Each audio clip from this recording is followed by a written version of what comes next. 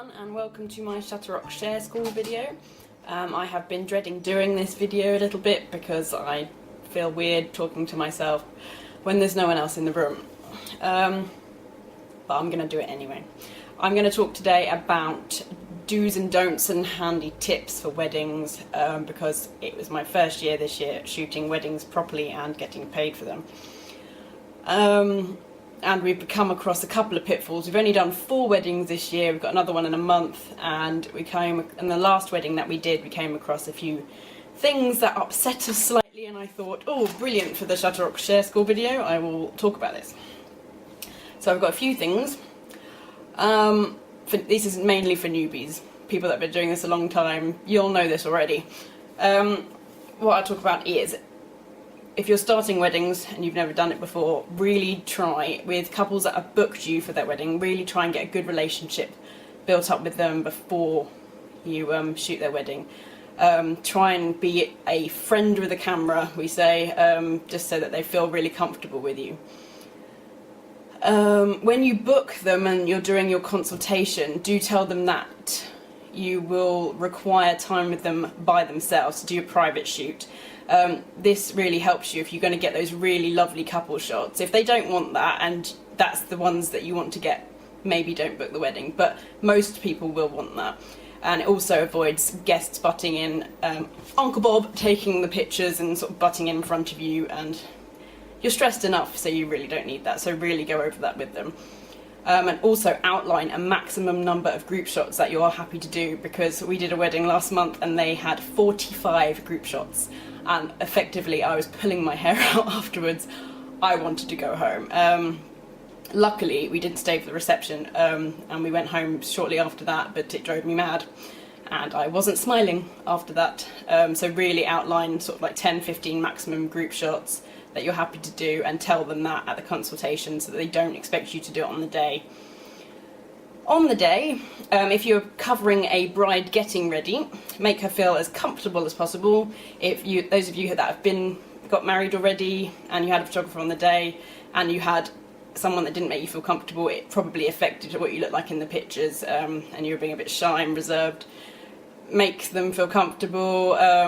Maybe joke with them or say silly things to make them laugh, and then like a laughing shot of the bride getting ready can really make your album. I shout boobies at everyone. Boobies seem to work really well. Sorry if you're offended by that.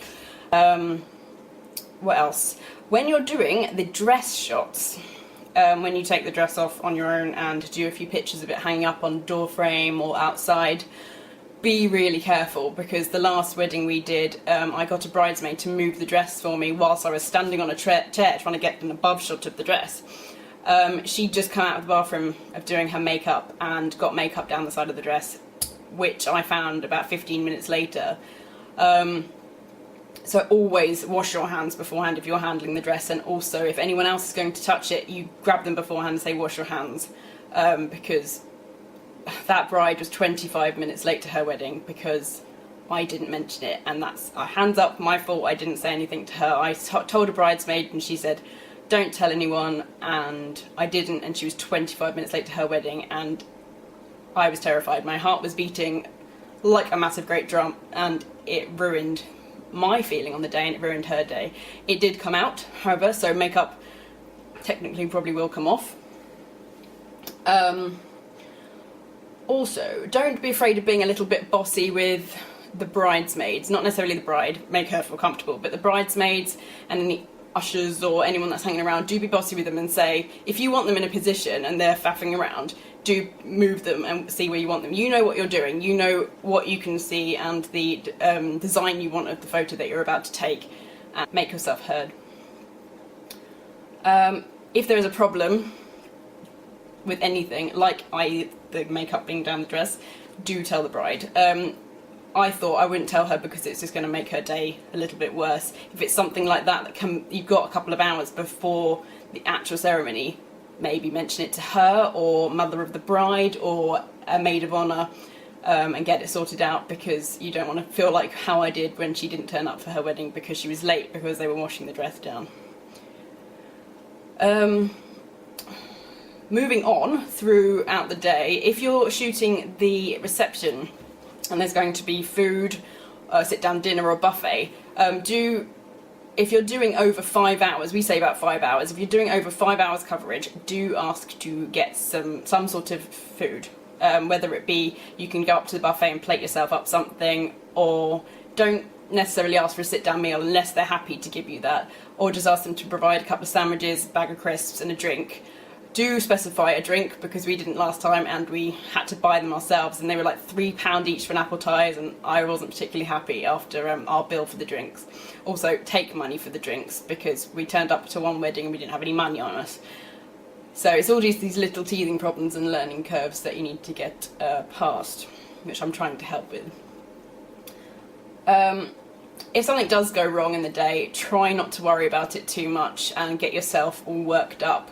I was shaking through the last wedding because I was so mad at myself, and I think it affected how I was with the bride and groom themselves, how I was with the guests, and how I took pictures. I didn't get as many great ones out of that evening, and it ruined it because I was so worried about what I'd done throughout the day. And actually it wasn't that bad. After speaking to other photographers about bad things that happened at their wedding, it really wasn't that bad. So just calm down and think, you can't do anything about it now. If it is something you can't do anything about now because the time has passed, don't worry about it. Just get on with your job and do the best you can. Lastly, after me rabbiting on, keep smiling and enjoy yourself. You've become a photographer because you love pictures, you probably love people, and that's why you do weddings, and you just want to be there for their day. Yeah, enjoy yourself and keep going. Chin up. If you're a newbie as well, it is a great job to be in, and you'll know after the first year if it's something that you want to do for the rest of your life. And I definitely know I want to do it. It is hard, but it's great at the same time. So I hope this video helped you, and I'm going to sign off now.